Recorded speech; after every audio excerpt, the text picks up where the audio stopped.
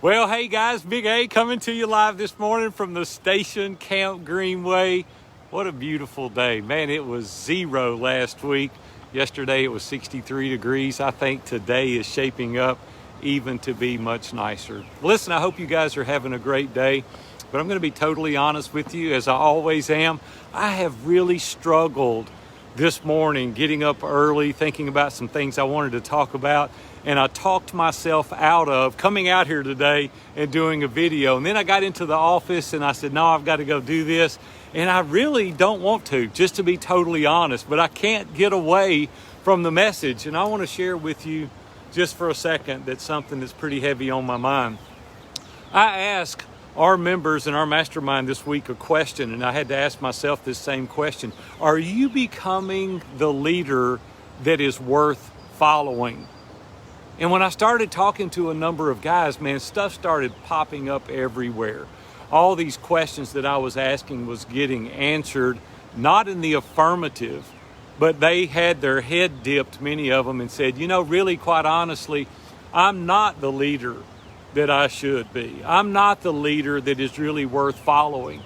There are so many areas of my life today that are really in a bad spot, that need repair radically, that need so many transformations that is going on that I'm embarrassed, quite honestly. And then I started thinking about a lot of the guys over the years that I've coached and people in the mastermind, and we have some of the most amazing guys on the planet. They're the greatest husbands and the greatest dads.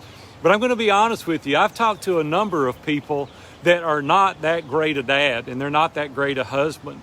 And I just want to encourage you that if you don't make some radical changes, it's not going to end well for you. And I started thinking about some of the guys and some of the responses and some of the things that they said. And one of them really kind of hurt my heart, just to be honest with you. I mean, when I started thinking about it, it crushed me when I started thinking about it. I'm going to share a little bit of this story with you. And I never share names or anything like that. I try to protect everybody, so I'm not going to do that. But this guy was telling about going out, hanging out with his buddies, and they drank a little too much and stayed up too late. And then the next day was Sunday, a day that he normally spends with his children.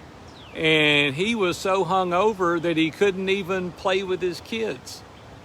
And I started thinking about the little kids, and my heart just ached for them. I thought, these kids have been waiting on their dad all week because his dad's busy, and their dad's a good man. I'm not saying that his dad's a great guy, but I think he got his priorities misplaced. I think that he stayed up later than he should, and he drank more than he should. Then he wasn't able to fulfill his responsibility as a dad the next day. And I just wonder what those kids thought. I wonder if they really knew what was going on, or if the dad's made up some excuse and told him the reason that he couldn't go out and pitch ball or ride bikes or do whatever. But listen, we can get away with that occasionally. Sometimes we make mistakes, and I've made plenty of mistakes over the course of being a father and being a husband, but you can't do that long term, because what happens is you deteriorate the relationship with your children. And you can tell them a little story and maybe get away with it and they not catch it, but later on they're going to see this pattern. And then the other thing that they're going to start feeling is they're underappreciated. They're not important. And what we're saying to them is this other activity, whatever that is really more important than my responsibility as a dad to be able to come home and play. Now, maybe drinking is not the thing for you. Maybe staying up is not the issue for you, but maybe it's working too much. Maybe you get up before the kids do and you leave and you go to the office and you're like, hey, I'm doing my role as a husband and as a dad, and I'm making money and I'm providing for the kids and I'm providing for my family, and that's my primary role and responsibility.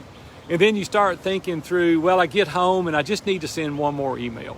Like, I got one more contract I need to fill out, and then I'll come out, Billy, and throw baseball with you, or Susie, we'll go play Barbies with you, or I know tonight is date night, and I know my little 13-year-old daughter's been waiting on me all day, but I got this important contract that's come up, and I really can't put them off, and we'll do date night next week. Daddy will carry you somewhere special next week, and we'll eat ice cream. Well, they'll go along with that a couple of times. They will.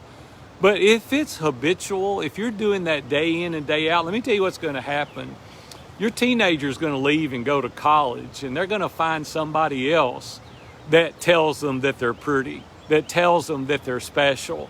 And they're going to not want to come home when they're able to come home. And that relationship is going to drift. And what's going to happen is you're going to make that money that you wanted to make and get that new car and that big house and all that. And you're going to have a strained relationship with an adult child that is going to be hard to rekindle. And I see this over and over and over. I mean, I can't tell you how many times that I've helped coach men through this process of, listen, spend time with your children, right? I want to make money. Don't hear me wrong. I like to make money. I want to make money. But if we're doing it at the expense of the relationship with your wife and with your children, it's not worth it. It's just not worth it, because you're going to spend your adult life, when you get in your 40s and 50s, trying to rebuild that relationship, trying to prove yourself all over again. Our first core value is relationships matter most.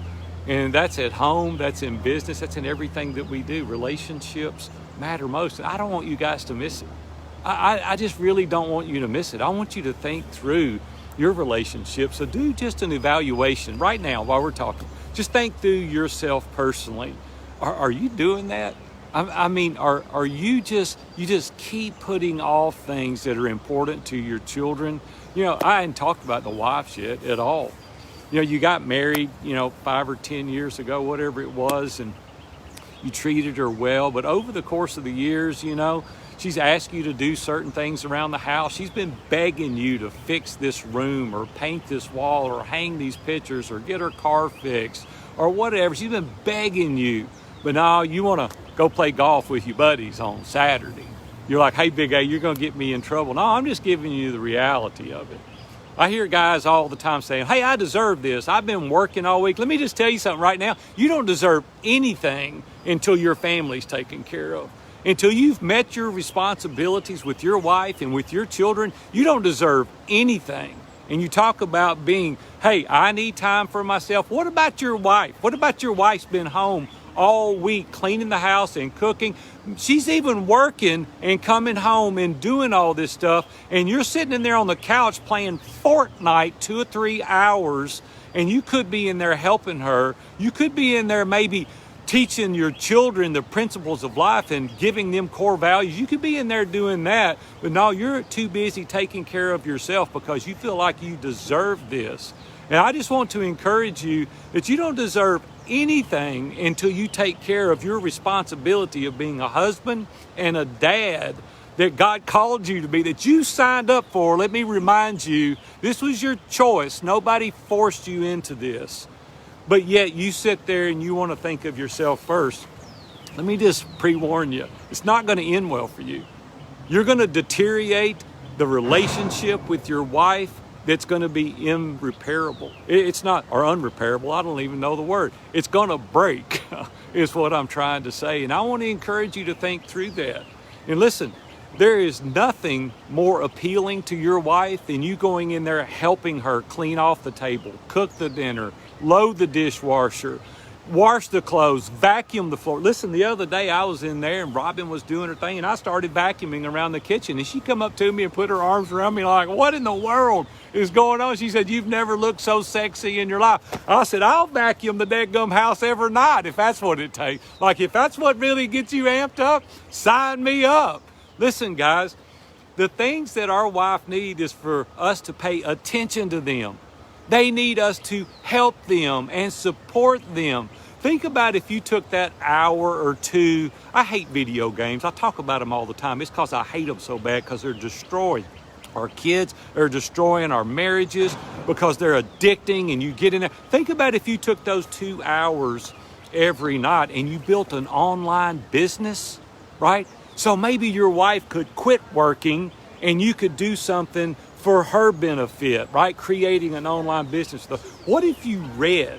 What if you studied or watched TED Talks? Or what if you wrote blogs or words of encouragement? What if you did that stuff that maybe edified and lifted other people up and helped your wife rather than her begging you to do stuff all the time. And this is the reason that I really didn't want to do this today.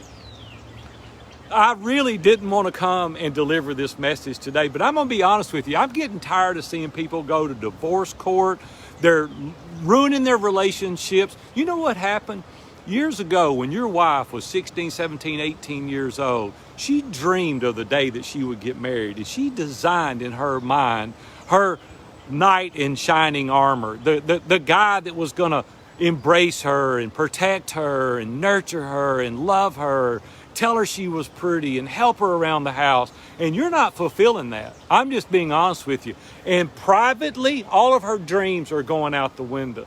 And I just don't think it's fair. I just don't. And listen, I've made more mistakes than I can begin to tell you in my 41-year relationship with Robin. I'm just telling you, I have. But that's why I've got accountability partners. That's why I have people calling me out. That's why I have to be constantly prodded to do the right thing. And you know what? I got a great relationship today. You know why? Because we've worked at it. And it's hard work. It's not easy. But I want to encourage you today. I know I've went longer than I should have, and I'm sorry. I don't mean to rant. I really don't. But what I do want is your relationship to be great. I want your wife to do what Robin does to me now. I'm going to brag. I'm going to make some of you sick. You know what Robin tells me now on Fridays or Saturdays? She'll say, put your computer down, put your telephone down, go hook up the boat and go fishing. I'm like, what? She goes, no, you need to do that. You've been working hard. You know why? Because we've been serving each other all week. That's why. That's why she wants to do that. I don't have to go beg and plead and all that stuff. And many of you have to. You know why? Because you're taking advantage of your wife rather than supporting her and helping her. And that's the reason that she too will tell you to go do these things if you'll do the right thing for her. But it's hard. You've got to have a servant leadership mentality. You've got to reach out and go, hey, you know what? I'm going to make a list this week. I'm going to fix the floor. I'm going to not spend every dadgum night at the baseball park teaching my little boy how to throw a baseball when your marriage is going down the toilet at home, and say, hey, we're going to have to figure out some other boundaries. We're going to have to figure out some other guidelines. You know why? Because my wife is first, and then my kids, and then my business, and we've got to get things in order. And when you do that, you're going to be able to sit on the couch and have a great conversation. You're going to be able to love each other and nurture each other and plan with each other, not fight. I want you to understand that you have to look outward. You have to be the giver, not the taker. And when you're the giver, the natural reciprocity just comes back in spades to you. We've got to change our mindset to be successful. So I want to ask you again, are you becoming the leader that is worth following? Do your kids respect you? Do they trust you? Do they believe in you? Does your wife know when you say, I'm going to do this thing, count it done. It's done. Your wife can say, my husband said it to be so. I believe it. It's going to be so. Or is she going to say, no, he ain't going to do that. He's going to have his hind end out there playing golf Saturday, and he's going to be playing Fortnite tonight. He doesn't respect me. He doesn't love me. That's what you're saying with your actions. I know I'm preaching today. I know I am. I know. Forgive me. I don't mean to preach. But what I want you to experience is something that is amazing. And you can experience that if you will do the right thing. So I want you to take an inventory of yourself right now. And some of you guys are like biting a nail in two. And some of you are like, Big A, I'm going to quit following you. And I'm going, you know what? I don't mean this ugly. I don't care. I mean, I don't. If you can't get on board and do the right thing, you know, maybe you shouldn't be in our community, because you're not going to be the influence to the other people in our community. We need encouragement. We need to be edified and lifted up, and we need to be challenged. We need somebody to throw the flag on us occasionally. We need people to call us out. Chris Freeman got in my car the other day. We were going to the gym, and he looked at me and he said, Big A, I'd hate to be married to you. I said, well, good. I'd hate to be married to you too. He said, no, man. He said, you're hammered down all the time. I feel sorry for Robin. And it made me think about that. And I thought, you know what? I got to throttle it back just a little bit sometimes. Like he's right. He's right. I know I'm intense. I know I am. And I probably get on Robin's nerves a lot of times. And I got to come out here and yell and scream at y'all and get out of the house because I am intense, because I want to live life to its fullest. I don't want to coast through. I don't want to live mediocrity. I don't want to do that at all. We got one go through. This is it. This is not a trial run. This is it. This is all we got right here on this side of heaven. You know, one day we're going to be spending the time with the Lord in eternity. But right now, carnally speaking, this is all we got. Why do we want to live it halfway? Think about your children. Think about those kids. Go in there and look at them. Go in there and say, hey, am I doing what I told you I would do? Am I being the dad that I was called to be? How can I serve you better? Go in there and ask your wife. You know what you need to do? You need to get on the couch tonight. You need to just sit down beside of your wife. You need to apologize. You need to say, I'm sorry I spend every dadgum night at the ballpark. I'm sorry that I never teach our kids the things that I should be teaching. I want you to forgive me, and we're going to start today anew and afresh, and I'm going to be the dad I'm supposed to be. I'm going to be the husband I'm supposed to be because you deserve it. You've been dreaming for this your whole life, and you deserve it. And I want to be that person. You know what? If you don't do that, you know what's going to happen? You're going to end up needing a counselor pretty soon. And it's going to take you years to recover the things that you could have fixed today by choice. And so I just want you to think about today, if you're becoming that leader that's worth following. You say, my kids don't ever follow me. It's because you're not doing the right thing. Because you're not honoring those kids. Because you're not respecting them and teaching them, and you're not spending the adequate time with them, being the parent that you were called to be. Listen, you want your wife to be all excited about you and be interested in all that. You go do the right things and you watch what happens. I guarantee you it'll happen. I just want you today to really take time to self-evaluate. I want you to take time to think through your life. Aren't you tired? Aren't you tired of living it? Just making it, just going through the motions, just every single day, just making another day, just getting to Friday, not excited. Your family's not excited that you're home. I'm gonna shut up. I just want you to think about really what's going on for you, right? I just want you to think about how that you could live life amazing. That's my second core value.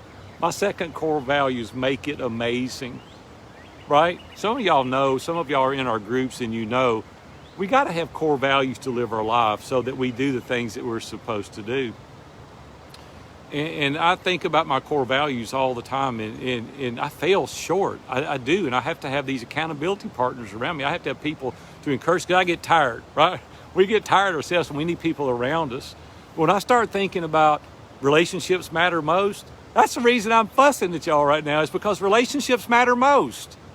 That's the reason I'm here today. It's not just about building up our mastermind and selling courses and all that. It's about a real life situation that's happening right now in your house, wherever you're at in the world. It's about that intimate relationship, about you being able to have a great life.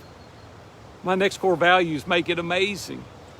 Do the best you can. If you want to be a leader that's worth following, don't halfway do it. Do it where it's amazing, where people go, oh my gosh, that is unbelievable. It's incredible. Do it amazing. My third core value is no excuses. I hate excuses. My mom would never allow me to give excuses for anything. She'd say, shut up. That's an excuse. Go do whatever. And I've adopted that in my core values personally. No excuse. I had a guy yesterday, I was challenging on one of the calls, and he said, I just didn't do it. I said, well, at least you owned it. At least you admitted you're lazy. At least you owned it, right? He didn't give an excuse. I'd rather him say that than to give me an excuse, right? We don't need an excuse. The next one's everything's figure-outable. There's nothing in my life that I feel like that we can't accomplish. We'll figure it out. I don't know what it is. I got a little stand I put my camera on here, and it was too tall, and I said, it's figure outable. Everything's figure out. I laid it down inside, and it's leaning against the bottom of this stand right now. You know why? Because I didn't want to go back home. I wanted to do this video, and I need to figure it out. It's that way in business. It's that way in your marriage. It's that way with your kids. Don't say, well, I don't know. Everything is figure outable if you want to do it, if it's worth it. And then the last core value for me is truth before opinion. And for me, it's looking through the biblical lens to get truth. Right? I got to have something to establish where we come from.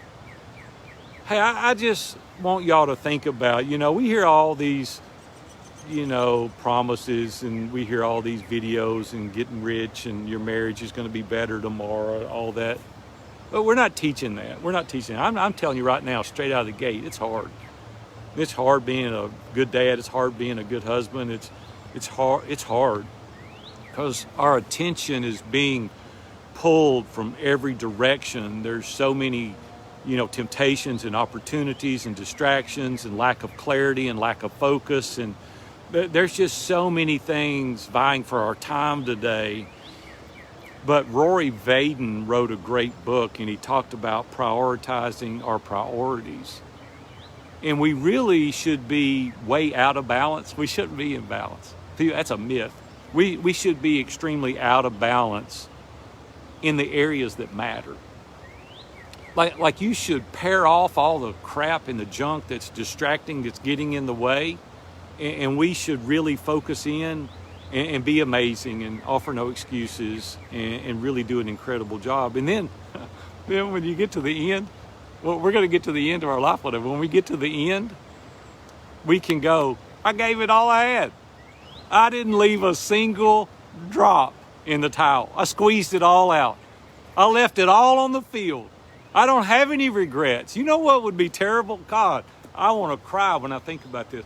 When I'm done, when it's the end, and I'm laying there on my deathbed, I don't want to be going, I wished I'd spent more time with Brooke and Holly. I wished I'd spent more time with Robin. Oh man, I wished I'd taught my 5 grandkids these principles. I wish that, I don't want to do that. No, I spent all the time on the golf course and playing Fortnite. Like, really? Because that's what's going to go through your mind. It's like, did I really leave it all out there on the field? Did I disappoint my wife because she dreamed about having an incredible marriage and I've disappointed her? I've let her down. She has invested her whole life in me. She's designed something that she wanted and I screwed it up.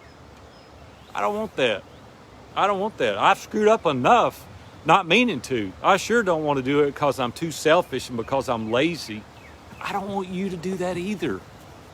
I don't want you to do that. I want you to have an incredible life. I want you to love well. I want you to live well. I want you to enjoy your family. I want them to respect you.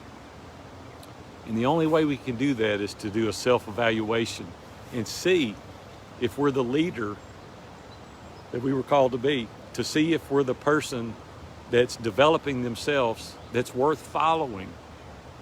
Because if we don't do that, life's going to trickle away. I started talking about it last night. We were celebrating my mom's birthday. And my mom now has all senior adult children, right? All 4 of us are senior adult children. Life goes by in a flash. It goes by in a flash. And I don't want you to get to the end of it and have wasted it. Hey, no regrets. That's what we don't want. No regrets. Go do a self-evaluation today. See what you can do to make your life amazing. Hey, I'm Big A. I'm going to get out of here. Y'all have a great day. We'll see you.